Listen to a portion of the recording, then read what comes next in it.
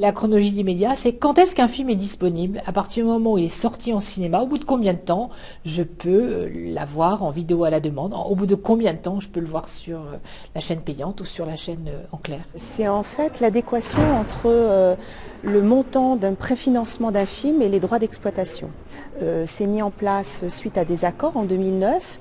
Un certain nombre d'obligations pour les chaînes à partir de la sortie en salle, de respecter ce qu'on appelle des fenêtres, qui sont des fenêtres qui permettent à 4 mois, à 10 mois de voir des films sur la télé payante, sur des plateformes, etc. Ce système assez huilé de la chronologie des médias est devenu obsolète et très rigide parce qu'aujourd'hui, le paysage audiovisuel et cinématographique a beaucoup changé. Il y a le déploiement des réseaux, nouveaux supports, nouveaux entrants aussi. Nouveaux acteurs comme les plateformes, Netflix par exemple, Amazon. Avec deux collègues sénateurs qui sont respectivement rapporteurs des crédits de l'audiovisuel et rapporteurs des crédits du cinéma. Nous avons constitué une délégation pour nous rendre au festival de Cannes. Tous les professionnels du secteur nous ont dit on a un problème avec la chronologie des médias, il faut nous aider à résoudre ce problème. Donc ils comptent sur le Parlement pour pouvoir faire des propositions de bon sens qui puissent être un aiguillon à la réflexion et à la prise de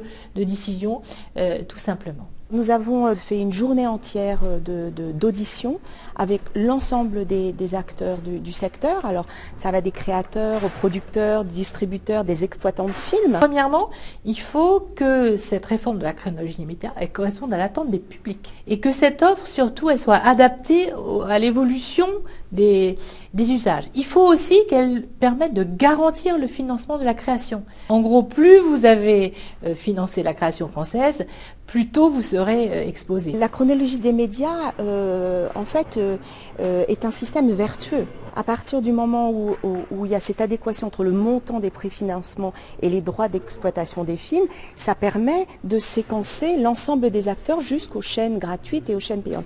Netflix bouleverse complètement ça puisqu'il met directement les films produits sur sa plateforme.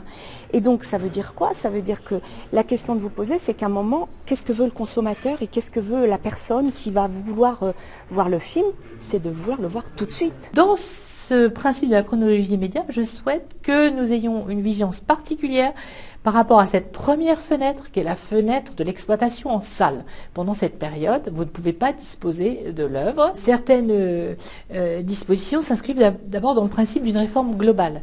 Par exemple, permettre que certaines fenêtres de diffusion soient raccourcies. Toute une série de mesures extrêmement pratiques qui vont rentrer en débat, qui vont être proposées à l'ensemble du secteur pour tout simplement avancer ensemble.